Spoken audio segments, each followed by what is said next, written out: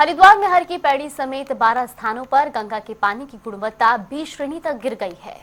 तो इस गिरावट के मायने ये है कि बिना ट्रीटमेंट गंगाजल को पिए नहीं जा सकता है। अधिकारियों की माने तो इस गिरावट का कारण नदी में मानव मल और औद्योगिक कचरे का गिर जाना है। इस पूरी रिपोर्ट के जरिए देखिए। उत्तराखंड के हरिद्वार में हर की पौड़ी समेत 12 स्थानों पर गंगा के पानी की गुणवत्ता बी श्रेणी तक गिर गई है। इस गिरावट के मायने ये हैं कि बिना ट्रीटमेंट के पानी को पिया नहीं जा सकता। हालांकि गंगा स्नान करने से कोई खतरा नहीं है। अधिकारी इस गिरावट का कारण नदी में मानव मल और औद्योगिक कचरे को फेंकना मानते हैं। उनका मानना है कि इससे गंगा सफाई के काम पर बुरा असर पड़ रहा है और साथ ही जल भी प्रदूषित हो रहा है।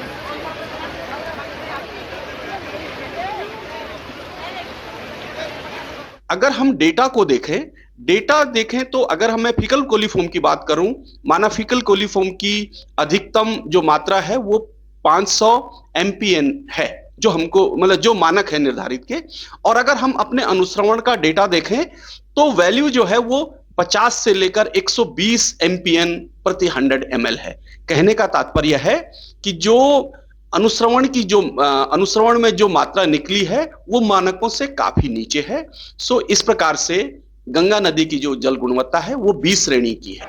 विशेषज्ञों का मानना है कि गंगा के पानी की गुणवत्ता में सुधार हो सकता है क्योंकि ये नीचे की ओर बहती है। ये देखते हुए कि परीक्षण आमतौर पर उन स्थानों के पास आयोजित किए जाते हैं जहां सीवेज और औद्योगिक अपशिष्ट जैसे प्रदूषक नदी में मिलते हैं।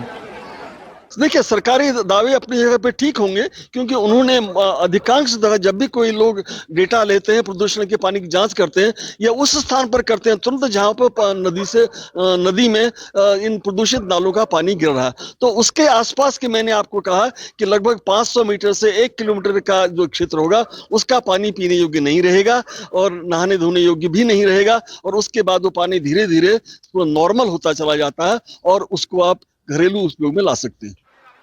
गंगा नदी के पानी की गुणवत्ता का बी श्रेणी में गिरना प्रभावी अपशिष्ट प्रबंधन और प्रदूषण नियंत्रण उपायों की तत्काल आवश्यकता को उजागर करता है।